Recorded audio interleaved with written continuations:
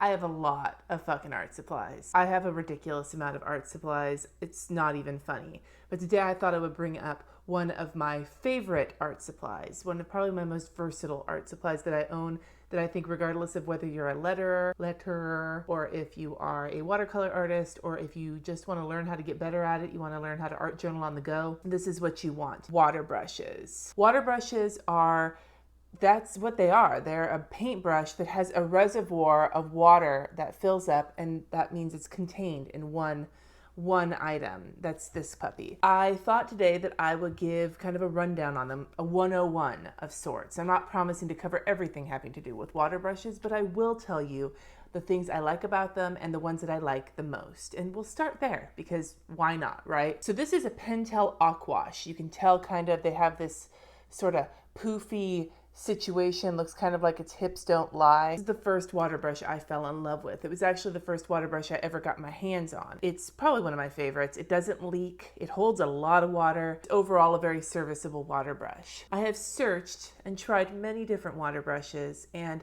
I have had some really shitty experiences with some of them. Bunch of different brands. I've gone to the art supply store and picked up water brushes.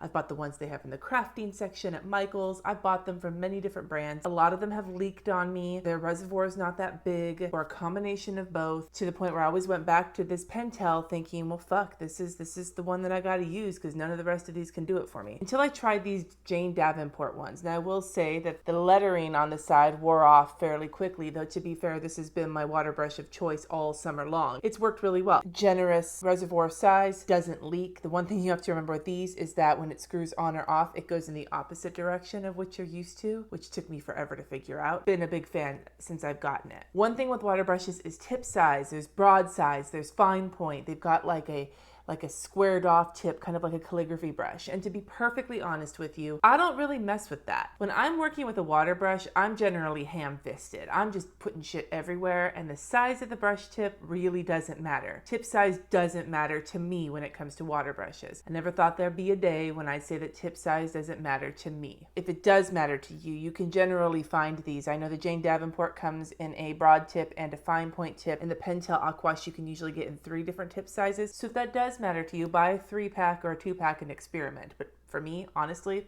no big deal. When it comes to watercolor at all, water brushes are not. The trick is learning how to control the flow of water. Now, water brushes are kind of a blessing and a curse. You have a little bit more control because it's in your hand. However, if you squeeze too hard and release a lot of water, you might not have wanted to splooge water all over the page like that, though it can turn into some interesting things. Probably the most practical part of water brushes, cleaning them.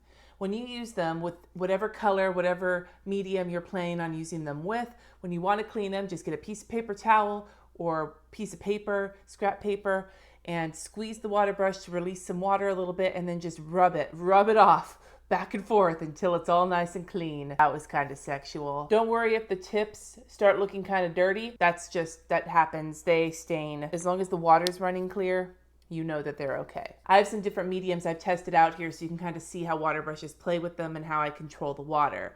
We have pan watercolors. Here I'm using the Jane Davenport Little Brights palette.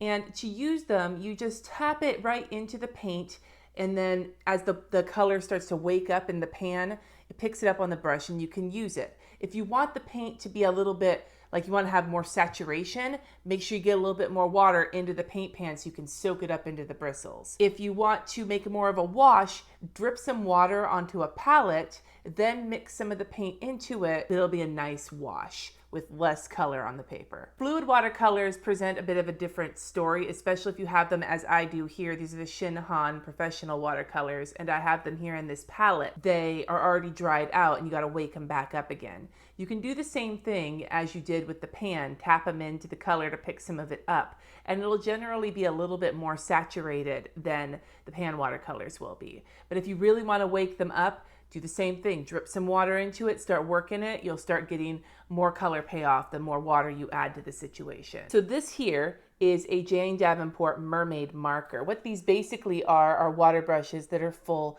of color. And if you've seen any of my art journaling on Instagram, you'll know I use the hell out of these because I love them. Any situation that you have where you have a liquid kind of pigment, water soluble ink in a brush that you're using, It works the similar way to a water brush. You drip some of the pigment on, you can spread it out, make it go super far. You can drip water into it and like thin it out if you want to. You're basically using one wet medium for another wet medium, and so it's wet on wet, and it's all over the place. It gets really messy, but it can be really beautiful. These are gelatos, and these are Michael's watercolor crayons. They are both water-soluble pigments that you don't need to use with water, but you can. They're waxy kind of. You color them down on the page, you add some water with the water brush and start blending them together.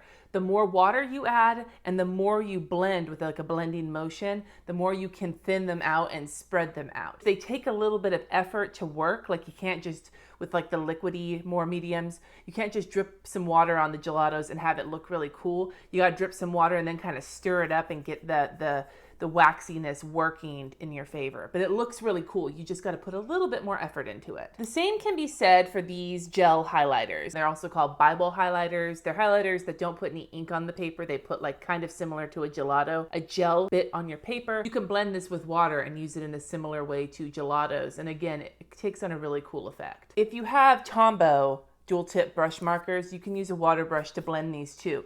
The one trick I want to offer you with this is to work fast. As soon as the Tombow ink dries down, it's not easy to blend anymore, but if you add some color and then jump right on top of it with your water brush, you can blend it out and it'll be super vibrant and really beautiful. You can't blend it out super far, like it won't take up a lot of room, but holy shit, it's really pretty if you blend it. And if you have watercolor pencils, it's similar. You color your pencil down, you add your water brush to it. This is the same as if you would have added like a paintbrush to it, except you're controlling the amount of water that you're using. Grabbing yourself a set of watercolor pencils and a water brush and an art journal, and you can go on the road anywhere and not have to worry about a mess. Just make sure that you bring paper towels or something to help clean your water brush off. One of the other tricks I also do with water brushes, this is actually Jane Davenport water brush filled with India ink, and I use this to transport India ink onto whatever surface I'm using. You don't use them often enough, sometimes the bristles tend to like kind of clump together.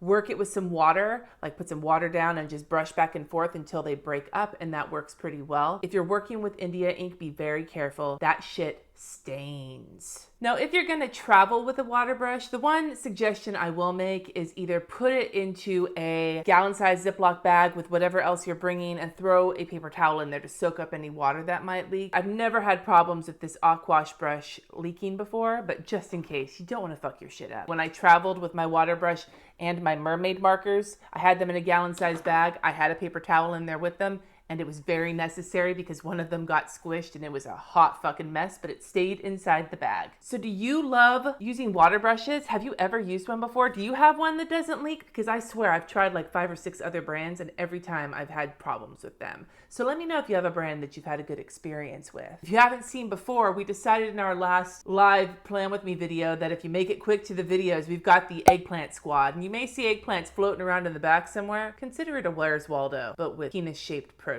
Thank you so much for watching. Subscribe if you haven't already, and I will see you next time.